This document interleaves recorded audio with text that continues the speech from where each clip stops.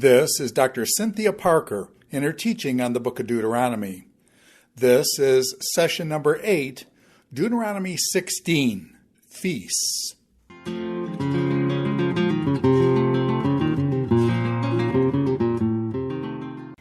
We are starting chapter 16 in Deuteronomy, which means we get to talk about food, which is one of my favorite topics. I love this topic. I think food is amazing. I was a chef in a former career prior to studying Bible, and I come from a family who loves to talk about food. So sometimes we get up in the morning, we decide what we're going to have for dinner, and then we back our way up to so that we know what to have for breakfast, so that we're ready for dinner, right? So food is a vibrant part of our conversations. And I bet it's probably the same with you. We all have, no matter which nationality you are, we all have food that speaks to our soul, right? We have food that when we are the most homesick, we want to eat this bowl of noodles, or we want to eat mom's lasagna, or we want to eat my brother's steak on the grill, right? There's something that speaks to it goes back to the basic nourishment of us. So food can be very powerful. And food, like place, food can hold memories for us. So I bet if I were to sit down around a table with you and ask you about the last feast that you had at your house, what were you celebrating? Who was there? Did your mom bring her special dish? Is your brother known for his cherry pie? Like, who brought what, and what story is contained within that? Because almost always when I have people around my table, I can get them to talk about their family history, memories they have associated with the food that they're eating. All of this we get to think about the strategy behind it, even in the book of Deuteronomy. So food is powerful, and food contains memories. Now I have a picture here. In fact, this was a meal I had just a few weeks ago. And I can look at this picture. I know exactly where I was. I know exactly who was sitting across the table from me as we feasted. And I also know the residual effects of that feast. We talked about that meal for several days afterwards. So food is a container of memories. And we're going to make use of this as we start looking at Deuteronomy Chapter 16. So Deuteronomy 16 gives us a list of feasts that the Israelites are to enjoy once they go into the land. Now, we need to do a little context here, because in the ancient Near East, it was not uncommon to have feasts. But if you have a feast where a nation is gathering, or kind of a national feast, the emphasis is always on the king. So the king stood in for the gods, and the king was at his own table, and he brought the wealthiest of people to sit at the king's table with him. And maybe other people can be feasting too, but they have to be far away from the king, right? So he has chosen the people he wants to be around his table. And during that feast, and it may last for several days, but that feast becomes an opportunity to redistribute wealth, to make business deals, to love and adore the king, right? So it's all focused on the power and the influence of the king. This isn't going to be the case for the Israelites. For the Israelites, it becomes, again, more about the brotherhood, the whole entire nation, and remembering that God is their God and the only God. So for that, we're going to start looking at feasting as a way to remember God's deeds. And we're going to think about how Deuteronomy centralizes these festivals. So Deuteronomy is going to use the chosen place as a place to gather all the people together to remember who their God is and who they are as God's people. So Deuteronomy is also going to connect the feast to the agricultural calendar. So open with me to Deuteronomy chapter 16. And while we do that, I'm going to put the agricultural calendar that we already looked at in a previous lecture, I'm going to put it back up on the screen. So we talked about the rainy season, the dry season. We talked about the activities that the farmer goes through in the course of this academic calendar. So with this in mind, I'm going to start reading in chapter 16. So it says, "Observe the month of Aviv and celebrate the Passover to the Lord your God, for in the month of Aviv the Lord your God brought you out of Egypt by night. You shall sacrifice the Passover to the Lord your God from the flock and of the herd in the place where the Lord chooses to establish his name. You shall not eat leavened bread with it. 7 days you shall eat with it unleavened bread, the bread of affliction, for you came out of the land of Egypt in haste, so that you may remember all the days of your life, the day when you came out of the land of Egypt. For 7 days no leaven shall be seen with you in all of your territory, and none of the flesh which you sacrifice on the evening of the first day shall remain overnight until morning." Right, continues to go on, basically giving some of the rules of Passover and unleavened bread. Now, the idea of Passover, we met up with this, right, first in the book of Exodus. In fact, each of these 3 feasts that we're going to talk about here in Deuteronomy are mentioned in Exodus, in Numbers, in Leviticus, and in Deuteronomy. They all explain the feasts in slightly different ways. In other words, it's not a word-for-word quotation of each other, but they contain the same memory. So here in Deuteronomy, we have Passover and the Feast of Unleavened Bread. They seem to go together, although quite distinctly, Passover is the meal that is had, and whatever animal has been sacrificed for that meal, the meat is consumed in that night. And then for 7 days, we have unleavened bread so that we remember Egypt and leaving Egypt. Now, the month of Aviv, what does that mean? Well, the month of Aviv, the Israelite months are not exactly the same as the months as our modern day calendar designates them. It is a moon calendar instead of a sun calendar, so the dates kind of shift around just a little bit. We find in other rules about the Passover, and if you read the Exodus story, in Egypt, the people were just getting ready to harvest barley. And in some of the other designations for when is Aviv, it is when you are harvesting the barley. So if we look at our agricultural calendar, when is barley harvested? Well, it's the first product out of the ground, and barley is harvested in March or April. So at the end of the barley harvest, sometime around here in March and April, this is our first festival. So our first festival is partnered with the very first produce that comes out of the ground. Okay, so the second festival. In verse 9, it says, "You shall count 7 weeks for yourself, and you shall begin to count 7 weeks from the time you begin to put the sickle to the standing grain. Then you shall celebrate the Feast of Weeks to the Lord your God with a tribute of a free will offering of your hand, which you shall give just as the Lord your God blesses you. And you shall rejoice before the Lord your God, you, your son, your daughter, your male and female servants, the Levite who is in your town, and the stranger, the ger, and the orphan and the widow who are in your midst, in the place where the Lord your God chooses to establish his name. You shall remember that you were a slave in Egypt, and you shall be careful to observe these statutes."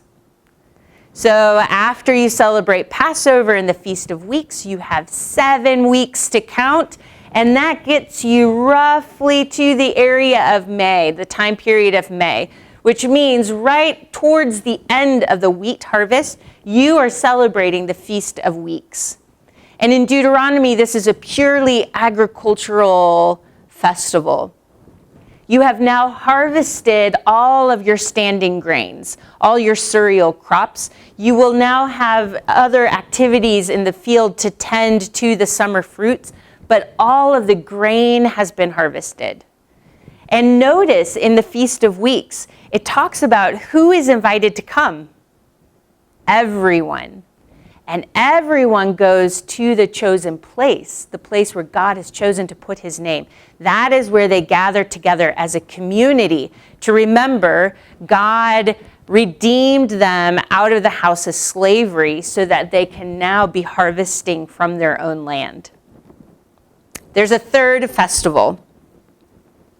So in verse 13, it says, "You shall celebrate the Feast of Booths 7 days after you have gathered in from your threshing floor and your wine vat. And you shall rejoice in your feast, you, your son, your daughter, your male and female servants, and the Levite, the stranger, and the orphan, and the widow who are in your towns. 7 days you shall celebrate a feast to the Lord your God in the place which the Lord chooses, because the Lord your God will bless you in all of your produce and in all the work of your hands, so that you will be altogether joyful." So this third festival is when you are done harvesting everything. So the threshing floor has been cleared, the wine vats have been cleared. This is when you celebrate the Feast of Booths. So this would be right towards the end of the olive harvest. This is the final product, the final produce that is taken out of the land. And at this time, when you have harvested everything that the earth has to give you, now you celebrate the Feast of Booths. Now, Deuteronomy calls it booths, which is a memory trigger. It calls your mind and your attention back to the wilderness wanderings. And we talked about this also back in chapter 6. When they were wandering through the wilderness, God provided everything that they needed for them. And their sandals didn't wear out, and they had the water, and they had the food that they need. So at the end of their agricultural calendar, they have another festival where they remember, just like God provided for their forefathers in the wilderness, God has provided for them here in the land. So the very last part of Deuteronomy, and again, Feast of Booths, did you recognize, did you hear? Everyone is invited to participate. So in verse 16, it says, 3 times in a year, all of your males shall appear before the Lord your God in the place which he chooses, at the Feast of Unleavened Bread, at the Feast of Weeks, and the Feast of Booths. And they shall not appear before the Lord empty-handed. Every man shall give as he is able, according to the blessing of the Lord your God, which he has given to you. That closes out the feast section. Now, my question would be, what about, because we had repeated throughout this section that everyone gets to participate. Even the ger, even the orphan, even the widow. What do they bring before the Lord? Right? If everyone gets to participate in this, what if you're not a landowner? What do you have to give? Right? It sounds a little bit like God sitting at the table as a king, inviting the people that he wants. You could start to say, it could start to have that image, except that's not what Deuteronomy is saying. Deuteronomy says, God is your king, yes. God is the one providing for you, yes. In other words, this feast happens at God's table.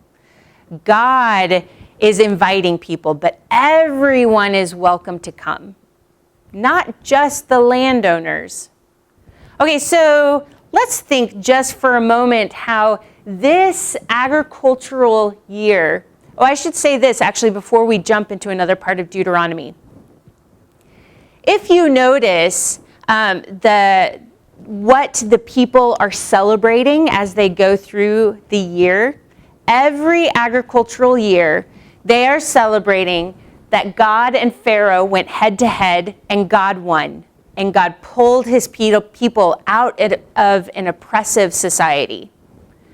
God has given them a land that is producing food for them, and they are receiving the benefit of that.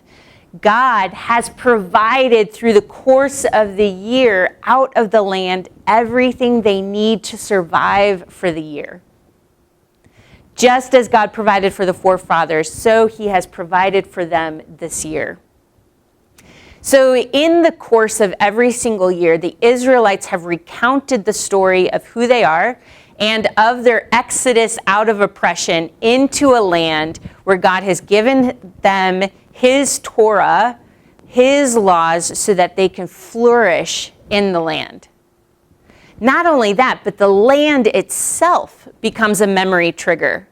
Because as soon as you have barley that is ready for harvest, the barley and the act of harvesting the barley in and of itself reminds the people, all right, every year at this time, when the weather feels like this, when I am participating in this particular activity, I remember who God is.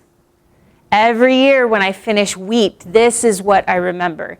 Every year there's a huge party at the end of the olive harvest because we celebrate the fact we are in our own land.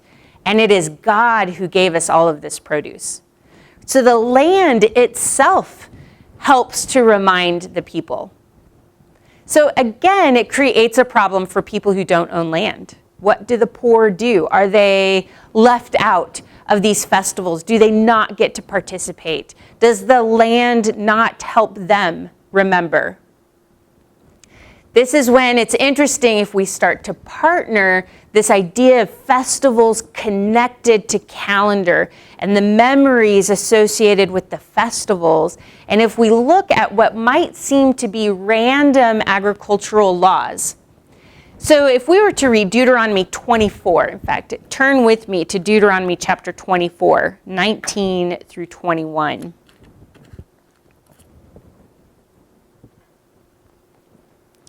So in verse 19, it says, "When you reap your harvest in your field and have forgotten a sheaf in the field, you shall not go back and get it.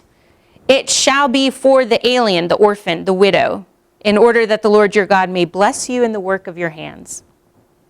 When you beat your olive tree, you shall not go over the boughs again. It shall be for the alien, for the orphan, for the widow. When you gather the grapes of your vineyard, you shall not go over it again. It shall be for the alien, the orphan, and the widow. You should remember that you are a slave in the land of Egypt. Therefore, I am commanding you to do this thing." So now this is interesting if we pull out these laws and we say there are agricultural laws that are there not only to supply the dignity for people who are poor, so that the orphan, the widow, the foreigner can come through and work and sustain themselves. So there is a dignity in the work, and there's a generosity on the behalf of the landowner. And there is a required self-editing, right? It's, in other words, the owner of the field cannot pillage everything that it can and harvest to the depths of what the field can give him. He takes what he can, and then that little extra bit of margin is left over for the poor, for the orphan, for the widow. This does another thing, though, because you will have noticed as I read those verses, those were laws related to the standing grain, the summer fruit, and the final olive harvest. So let the poor harvest from the edges of the field. And now when everyone gathers at the chosen place to celebrate Passover, everyone has something to bring. Let them come with the Feast of Weeks. They now also have wheat they can bring. It might be very small, and a landowner's offering might be very large, but they have something. And in other words, the land, every barley harvest, every wheat harvest is now also triggering the memory of even the people on the margins of society. Same thing with the olive harvest. So leave olives in the trees. Let them go through and harvest the olives. And now, as the entire community is getting ready to enter into this great big huge feast to celebrate all God has given, even the poor have an opportunity to contribute to that as well.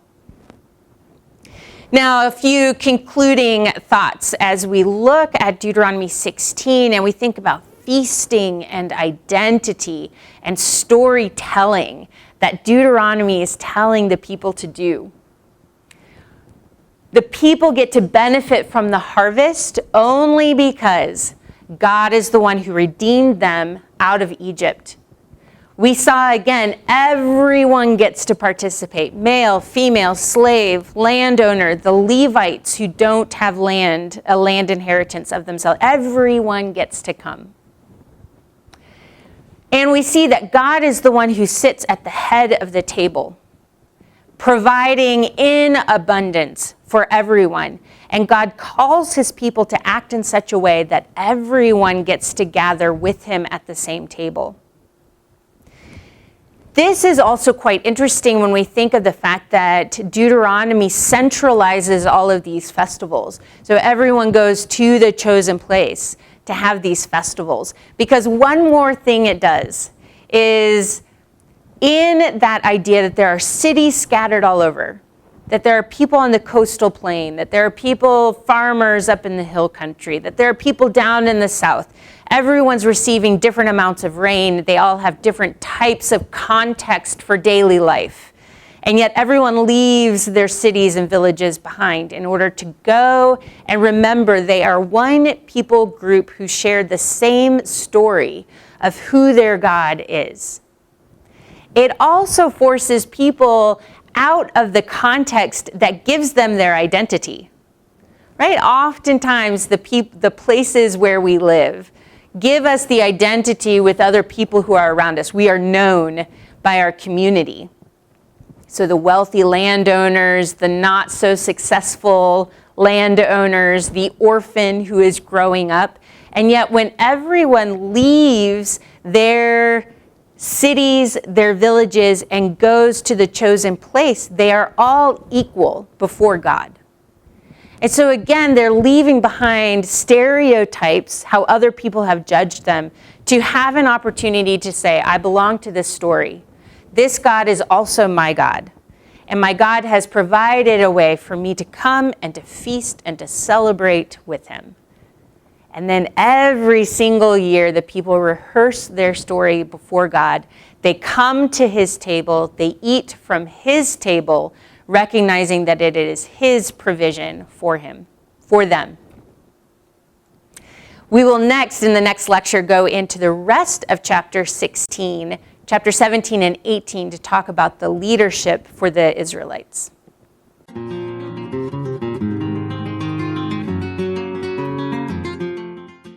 This is Dr. Cynthia Parker in her teaching on the book of Deuteronomy. This is session number 8, Deuteronomy 16, Feasts.